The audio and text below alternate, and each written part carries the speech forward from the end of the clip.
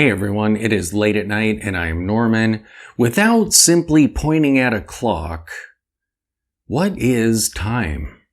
And remember, you can't use the word time itself in the definition. You can't define something by simply stating it is that thing. So what is time? I recently saw a very interesting video called Time Like You've Never Seen It Before. This video was put out by the Feynman Lab, and I actually wasn't familiar with him before seeing this video. It's kind of done old school. I don't know how old the video actually is, but when you're watching it, it has the feel of older science videos. And as watch nerds, time is kind of our jam. So I thought it'd be fun to explore that thing that all of our little mechanical devices are tracking for us. I'll share with you some of the points that were made in the Feynman video and share my thoughts on them as a non-science person. And we'll discuss GPS time and how that's actually different than normal time and why. And then for fun, we'll wrap this video up with a video on how a ball bearing can tell time, as well as a hilarious video on the first guy to ever tell time. So let us begin.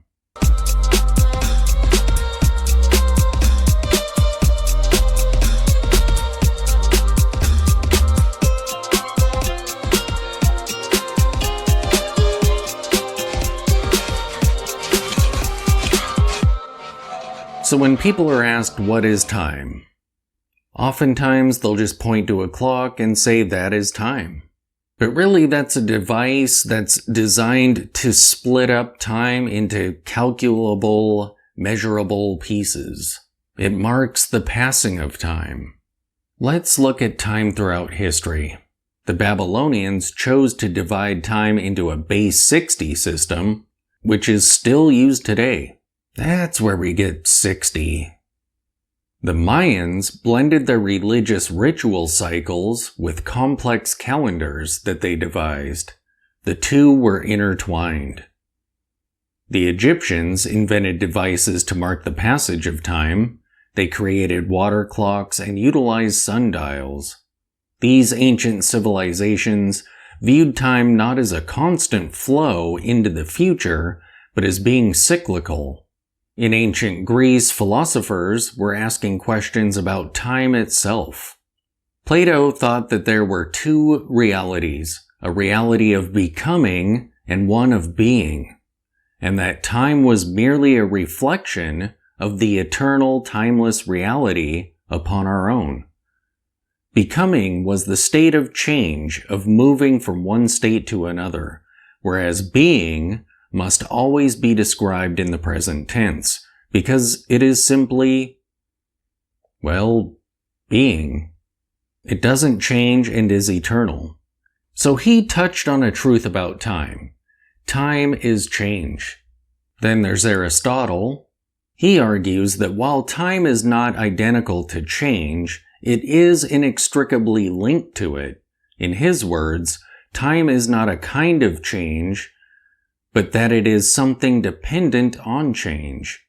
This is a crucial distinction. Time isn't just another form of change or motion, but it can't exist independently of it either.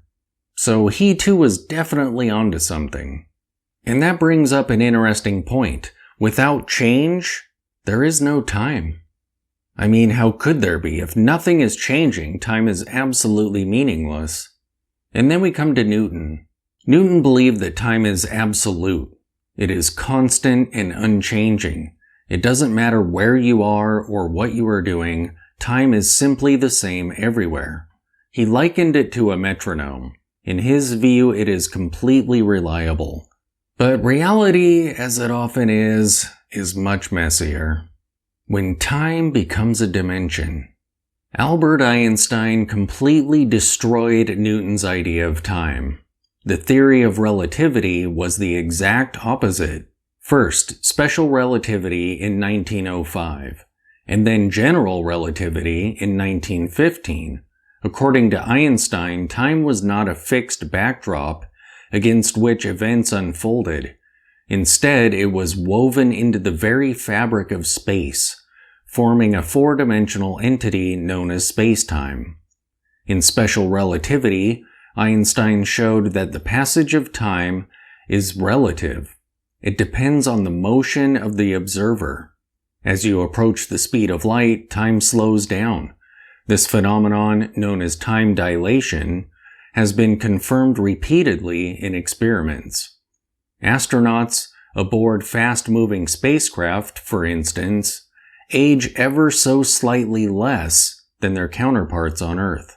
But general relativity went further. Einstein demonstrated that gravity warps time. The stronger the gravitational field, the slower time moves. This effect has been measured on Earth. Clocks placed at the bottom of a mountain tick more slowly than those at the summit. In essence, time curves in response to mass and energy. This reshaped our understanding of reality. The universe was no longer a static stage, but a dynamic arena where space and time flexed, bent, and stretched. Time became a participant in the cosmos, not a spectator. And that brings us to GPS satellites, because time is relative. GPS needs to track time accurately because the system relies on precise timing to calculate distances between satellites and receivers. An error of just 1 nanosecond in timing can lead to a positioning error of about 30 centimeters, making accurate timekeeping essential for reliable navigation. The onboard satellite clocks are independent of one another, while GPS time itself is designed to be kept within 1 microsecond. So Albert Einstein's special and general theories of relativity must apply to these clocks. Albert Einstein's special and general theories of relativity apply to the clocks involved here. At 3,874 kilometers per second, the clocks in the GPS satellites are traveling at great speed, and that makes the clocks on the satellites appear to run slower than the clocks on Earth by about 7 microseconds a day. However, this apparent slowing of the clocks in orbit is counteracted by the weaker gravity around them. The weakness of gravity makes the clocks in the satellites appear to run faster than the clocks on Earth by about 45 microseconds a day. Therefore, on balance, the clocks in the GPS satellites in space appear to run faster by about 38 microseconds a day than the clocks in GPS receivers on Earth. So, to ensure the clocks in the satellites will actually produce the correct fundamental frequency of 10.23 megahertz in space, their frequencies are set to 10.229999999543 megahertz before they are launched into space. That's crazy. There is yet another consideration: the eccentricity of the orbit of GPS satellites. With an eccentricity of 0.02, this effect on the clocks can be as much as 45.8 nanoseconds. Fortunately, the offset is eliminated by a calculation in the GPS receiver itself, thereby avoiding what could be ranging errors of about 14 meters. The receiver is moving too, of course, so an account must be made for the motion of the receiver due to the rotation of the Earth during the time it takes the satellite signal to reach it. This is known as the Sagnac effect, and it is 133 nanoseconds at its maximum. Luckily, these relativistic effects can be accurately computed and removed from the system. Circling back to the idea of time as a dimension, in the Feynman video, he uses the analogy of a book. So when you have a book sitting on a desk before you, the entire story is contained within that book. However, when we experience the story, we're going from page to page, from the beginning to the end. So time doesn't flow, but we experience time like reading a book from moment to moment. And why does time appear to only flow in one direction? This brings us to entropy. The apparent flow of time is simply the act of entropy. One of the most puzzling questions about time is why it flows in one direction. In physics, most fundamental laws are time-symmetric. They don't prefer forward or backward. An equation works just as well in reverse, yet in real life we experience an unmistakable arrow of time. We remember the past, not the future. We age, broken cups don't spontaneously reassemble. Why? The answer lies largely in thermodynamics. Specifically the second law, which states that entropy or disorder in a closed system tends to increase over time.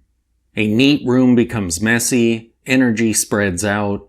This tendency gives time its direction, from order to disorder, from low entropy to high. And to drive this point home, the video uses a strange analogy. He basically says that time moves in the direction it does because there's only one way to be an egg and infinite ways to be a broken egg.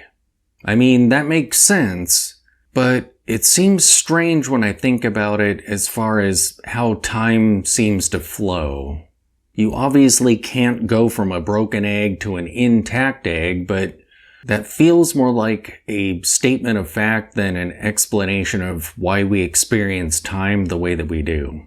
Of course, as a watch nerd, I'm looking at all of this and thinking to myself, entropy. What analogy can we use for that makes more sense in our experience than the egg?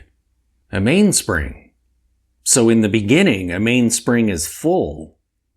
And as time goes on, and time is the unwinding of that spring. Like a massive universal clock whose spring is unwinding. Going from order to disorder. So apparently, in essence, I've pointed to a gigantic clock and said, that's time. Alright, so let's wrap up this video with a bit of fun.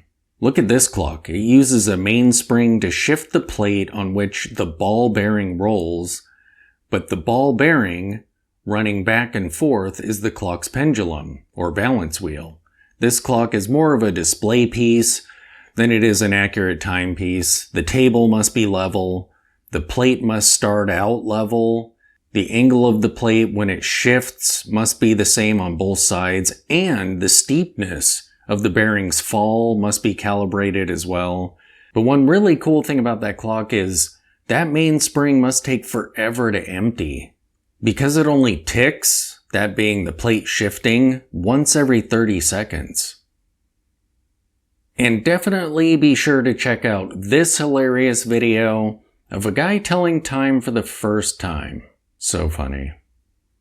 That link and all the references that I used in this video are in the show notes below, so feel free to explore all of these topics in their entirety. Thanks for watching.